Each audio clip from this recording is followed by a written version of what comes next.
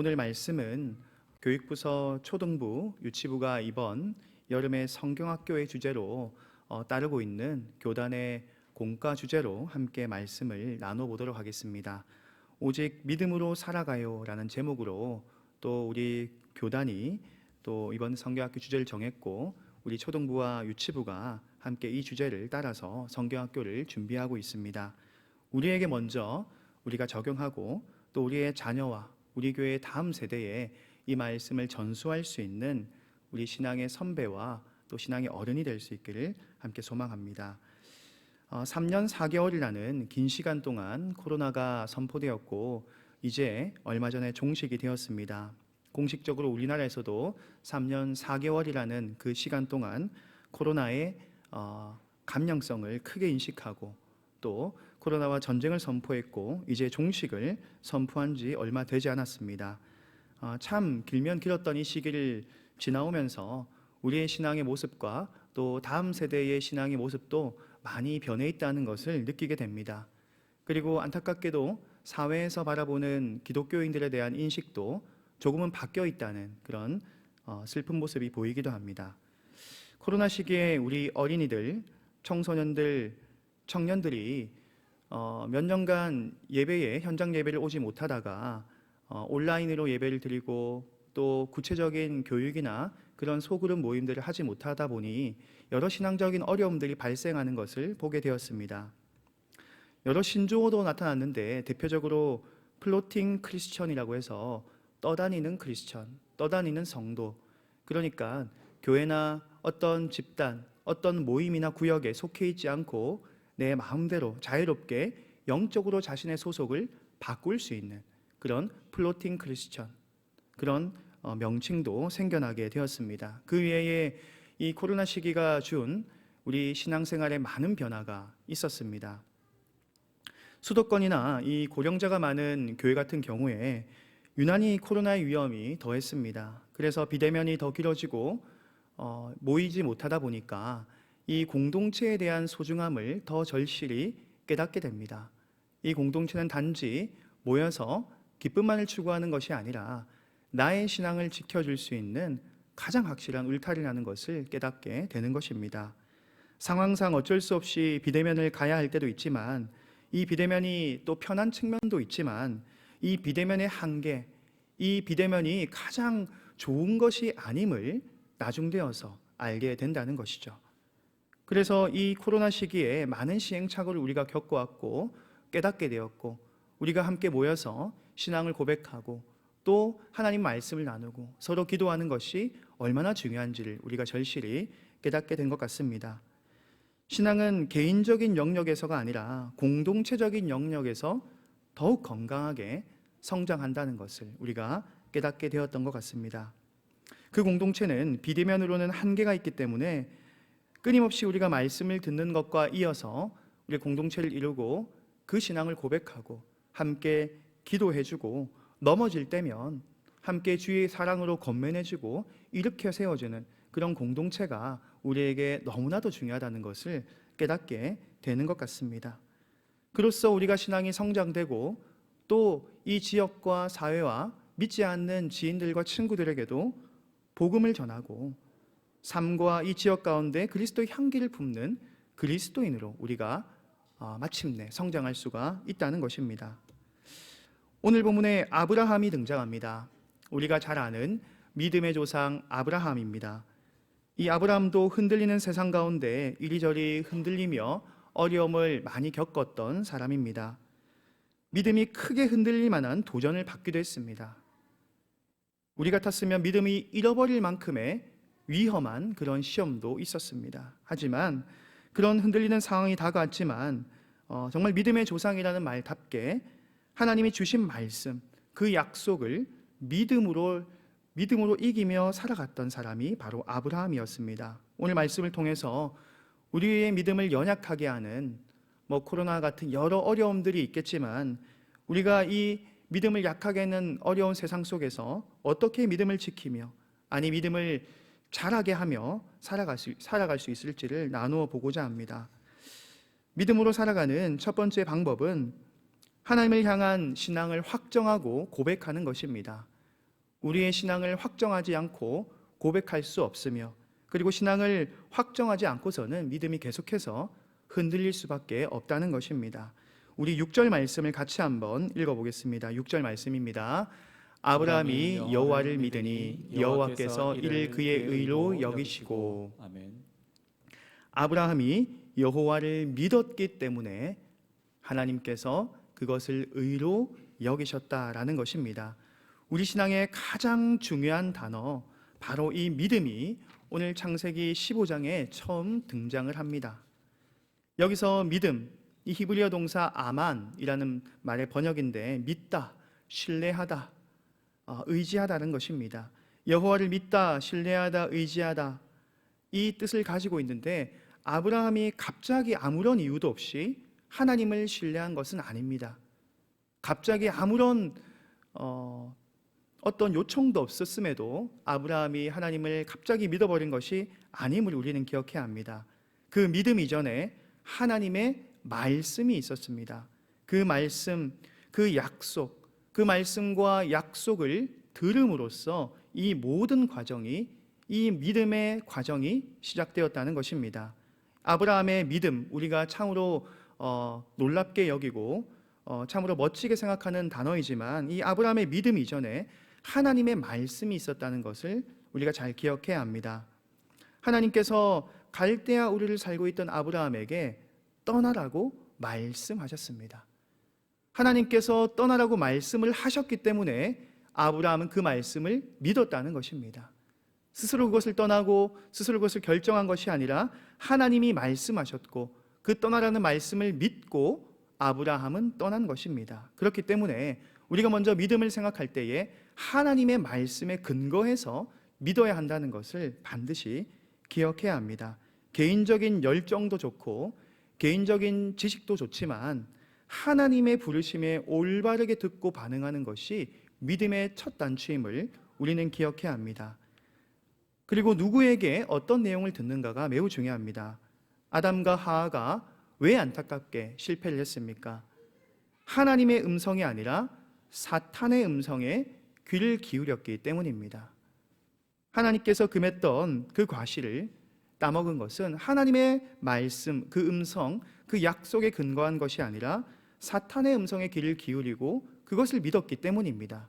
그것이 더 좋게 보이고 그것이 더 옳게 보였기 때문에 그것을 믿고 행했기 때문이죠. 그렇기 때문에 믿음은 들음에서 나는 것입니다. 그 듣는 것이 우선이고 그 대상이 하나님이어야 한다는 것입니다. 로마서 10장 17절 말씀에 이렇게 기록되어 있습니다. 그러므로 믿음은 들음에서 나며 들음은 그리스도의 말씀으로 말미암았느니라. 아멘. 아브라함은 하나님을 믿었습니다. 하나님은 그 아브라함의 믿음을 보고 의로 여기셨다라고 말씀합니다. 하나님께서 하시는 그 말씀을 믿는 아브라함, 그것을 보고 하나님께서 너는 의롭다라고 칭해 주시는 것입니다. 믿음으로 의롭게 된다는 이 사실은 기독교의 교리 중에 가장 아름답고 가장 고귀한 이 교리가 아니겠습니까? 가장 은혜가 되고 가장 핵심적인 교리가 아니겠습니까? 나의 죄의 문제, 수많은 그 문제를 내가 어떻게 한들 해결할 수가 있을까요? 그 해결하기 위해서 어떠한 값을 치러야 한다면 우리가 목숨까지 바친다 한들 어떻게 그 죄를 우리가 해결할 수 있겠습니까? 결코 생명을 바치더라도 해결할 수 없는 것이 우리 죄의 문제입니다. 하지만 이 모든 문제의 해결을 하나님 편에서 완성하시고 이루셨습니다. 우리는 그것을 믿으면 된다는 것입니다. 내가 무엇을 열심히 해서 그 죄를 씻는 것이 아니라 하나님을 신뢰하면 되는 것입니다. 하나님께서 그 모든 값을 치루어 주셨기 때문에 그 치루어 주신 것이 나를 위한 사랑이며 하나님 아들께서 하신 것이며 나를 구원하시기 위해 하셨다는 것을 믿으면 그것을 의롭게 여겨주신다라는 말씀입니다. 하지만 우리가 그렇다고 해서 값싼 믿음으로 전락해서는 안 될 것입니다. 그냥 믿었다, 구원받았다 이렇게 그 믿음과 구원을 아주 값어치 없게 그렇게 말하는 것은 하나님의 마음과 은혜를 우리가 정말 진지하게 알고 있는지를 다시 한번 생각해 봐야 하는 것입니다. 단지 지식적으로 동의하는 것이 아니라 자신의 필요에 따라서 잠깐 믿어보겠다라고 하는 그런 조건부적인 믿음이 아니라 나의 구원을 위해서 오직 하나님의 사랑과 그리스도의 구속 외에는 아무것도 없다라는 것을 온전히 믿는 믿음이 하나님께서 기뻐하시는 믿음인 것입니다. 우리는 이 믿음을 우리가 확신하고 고백하는 것이 흔들리지 않는 가장 첫 번째 열쇠라는 것입니다. 우리의 믿음을 계속해서 흔드는 수많은 시험과 방해가 있겠지만 그 가운데서 우리가 이 믿음이 흔들리지 아니하고 온전히 믿고 우리의 마음과 우리의 입술로 고백할 때에 이 믿음이 견고하게 세워진다는 것입니다. 두 번째는 순종하는 삶입니다. 우리 창세기 22장 12절 말씀을 같이 읽어보겠습니다. 시작. 사자가 이르시되 그 아이에게 내 손을 대지 말라. 그에게 아무 일도 하지 말라. 내가 내 아들 내 독자까지도 내게 아끼지 아니하였으니 내가 이제야 내가 하나님을 경외하는 줄을 아노라. 아멘. 아브라함에게 크나큰 시험이 찾아왔습니다. 잘 아시는 내용이겠지만 아들 이삭을 제물로 바치라는 명령이었습니다. 이삭이 누구입니까? 아브라함의 아들로서 100세 때 얻은 너무나도 소중한 아들입니다. 다른 이도 아니고 이삭을 어떻게 바칠 수가 있겠습니까? 하지만 아브라함은 하나님이 명령하실 때에 이 명령에 따라서 나귀를 이삭을 종을 데리고 이제 모리아 산으로 짐을 지우고 오르게 되는 것입니다. 그리고 하나님 말씀에 따라 이삭을 제물로 바치려고 했습니다. 그런데 하나님께서 사자를 보내셔서 아브라함을 멈추게 하셨습니다. 하나님을 이제 네가 나를 경외하는 것을 알겠다라고 인정해 주시는 것입니다. 물론 이전에 경외하지 않았다는 의미가 아닙니다. 이전과는 절대적인 순종으로 믿음을 증명한 것입니다. 이전에 아브라함이 믿음이 없었다는 것이 아니라 절대적인 순종, 하나님께서 원하시는 그 순종으로 참된 믿음을 증명해낸 것입니다. 과거 하나님이 창세기 17장에 자녀를 주시겠다라고 약속하셨습니다. 아브라함은 그것을 온전히 신뢰하지 못했던 적도 사실 있었습니다. 그래서 대신에 이 이삭을 생각하지 않고 아브라함을 롯을 더 신뢰하기도 하고 엘리에셀을 더 의지하기도 하고 이스마엘을 신뢰하는 모습도 계속해서 보여왔습니다. 하지만 100세 때 얻은 이 이삭에 대해서는 달랐습니다. 하나님의 약속이 이루어진다는 것을 결코 의심하지 않았던 것입니다. 거룩하신 하나님을 믿고 날마다 성화되고 하나님을 닮아가고 이 아브라함의 믿음도 자라가는 것을 우리가 볼 수가 있다는 것입니다. 믿음의 기라성 같은 우리 믿음의 조상 아브라함 하면 우리와는 너무나도 거리가 멀고 참 생각하기 어려운 사람이라고 하나님의 사람이라 생각할 수 있지만 이 아브라함의 믿음이 자라가는 이 성화의 과정을 볼 때면 우리가 어떻게 살아야 할지 우리가 알 수 있게 되는 것입니다. 이 믿음은 삶으로 실천되고 행함으로 증명되는 것입니다.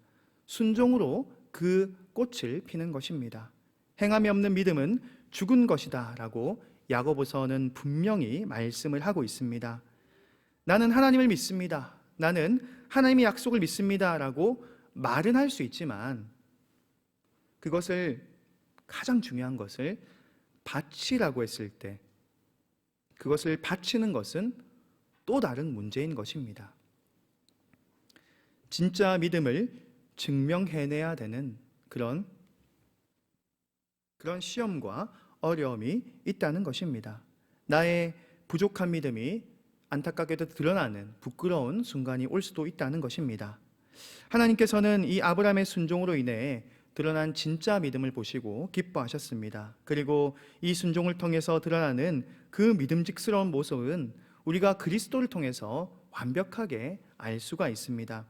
예수 그리스도께서 그 신실하시고 믿음직한 모습으로 우리에게 보이셨습니다. 아버지의 뜻에 따라서 완전히 스스로를 부인하고 순종하고 스스로를 버리시기까지 하는 그 순종, 그 순종이 믿음을 증명한 것처럼 그리스도께서 완전하신 믿음으로 완전하신 의를 우리에게 나타내신 것입니다. 우리는 그러면 어떻게 해야 하겠습니까? 믿음으로 의로움을 얻은 자로서 참된 믿음을 순종으로 증명하며 살아가야 하는 것입니다. 우리 주님의 순종을 닮아서 아브라함이 여호와를 믿음에 그것을 의로 여기신 것처럼 그 이삭을 바치는 순종을 행한 것처럼 우리는 그 말씀을, 믿음을 순종으로 삶으로 실천해내며 그 믿음을 증명해 나가는 그런 삶을 살아내야 한다는 것입니다. 세 번째로는 하나님이 이루실 일을 바라보며 살아가는 것입니다. 다른 말로 소망을 가지는 것입니다. 하나님께서 지금 보여주지는 않으셨지만 장차 이루실 것을 소망하는 것, 그것을 바라보는 것이 우리에게 요구되는 믿음의 모습입니다. 아브라함은 세 가지 약속을 받았습니다. 첫 번째는 네가 복이 될 것이다, 복 자체가 될 것이다 라는 것이 첫 번째 약속이었고, 두 번째는 많은 자손을 너에게 주겠다라는 것이 약속이었습니다. 세 번째는 땅이었습니다.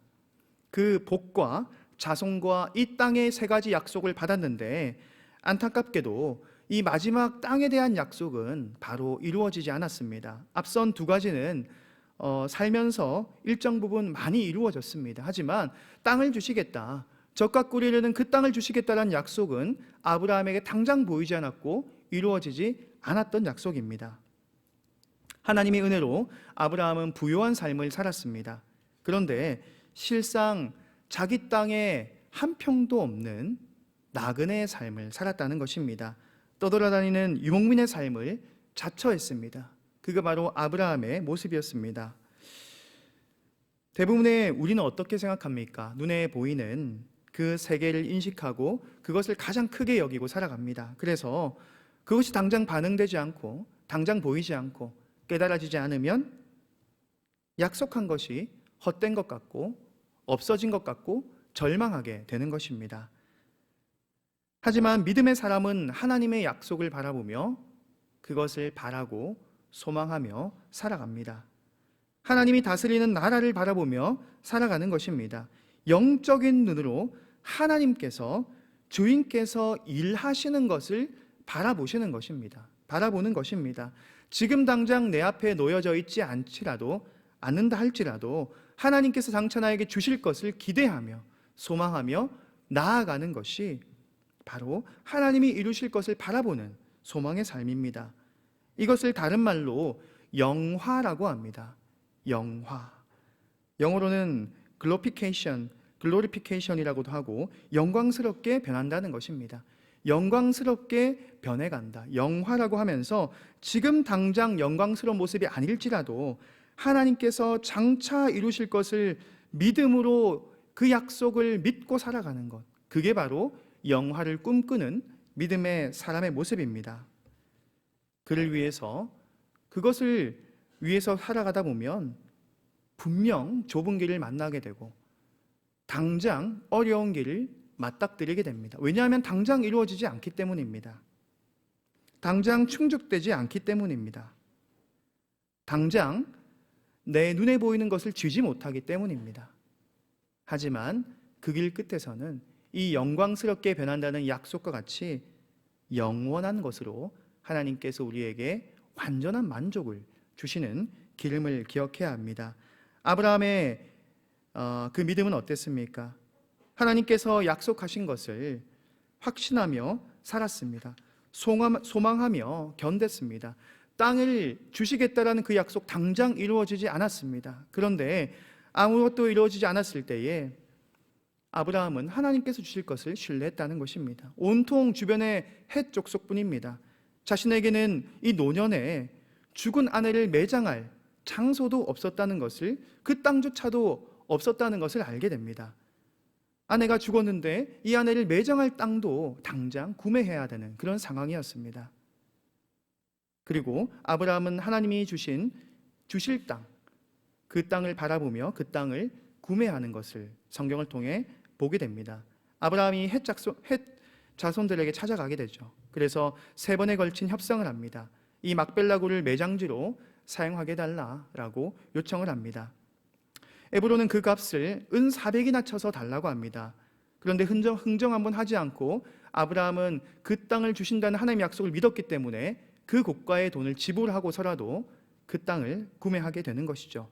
당시 은 400의 가치는 굉장히 큰 돈이었습니다. 다윗이 은 50세겔로 성전을 건축한 것을 보면 은 400은 너무나도 큰 금액이었습니다. 하지만 하나님께서 그 땅을 주신다는 약속이 있었으니, 하나님께서 하신 말씀이 있었으니 그 땅을 택하고 주신다, 그 사는 것에 대한 어려움과 망설임이 없었다는 것입니다. 이처럼 구원받는 믿음은 다르게 말해서 우리가 천상을 소망하는, 하나님께서 결국 주실 것을 바라는 믿음임을 기억해야 합니다. 영화를 소망하는 믿음입니다. 당장의 모습이 보이지 않을지라도 하나님께서 장차 이루실 그 영광스러움, 우리가 그것을 기대하며 살아가는 것입니다. 말씀을 마무리하려고 합니다. 우리가 주께 예배드리며 이곳에 모여서 함께 하나님의 나라를 이루고 살아갑니다. 하나님을 알고 믿는다고 고백하는 자들의 모임이 바로 우리이고 그것을 교회라고 합니다. 우리가 함께 모여서 하나님의 말씀에 귀를 기울이고 진정으로 마음과 입술로 고백하며 하나님과의 관계를 함께 세워나갈 수 있기를 소망합니다. 그리고 손과 발로 그 뜻을 살아 실천함으로써, 순종함으로써 아브라함에게 역사하신 하나님이 나에게도 동일하게 역사하심을 의심하지 않고 그 약속을 신뢰하며 순종하시길 소망합니다. 그리고 마지막으로 당장 내 삶에 물질적으로 보이지 않더라도 장차 하나님께서 하실 일을 기대하고 우리는 믿음으로 결국 나아가야 합니다. 오직 믿음으로 살아가는 것이 결코 쉽지는 않지만 이 믿음의 길에 참된 의가 있다는 것을 깨닫고 참된 기쁨과 우리가 찾는 참된 복이 있다는 것을 우리가 깨닫고 참된 영화가 기다린다는 것을 믿어야 할 것입니다. 이 여름에 이 계절에 하나님을 더욱더 친밀히 만나며 나의 믿음이 자라고 하나님의 기쁨이 되는 우리의 모든 성도님들 되시길 주님의 이름으로 축복합니다.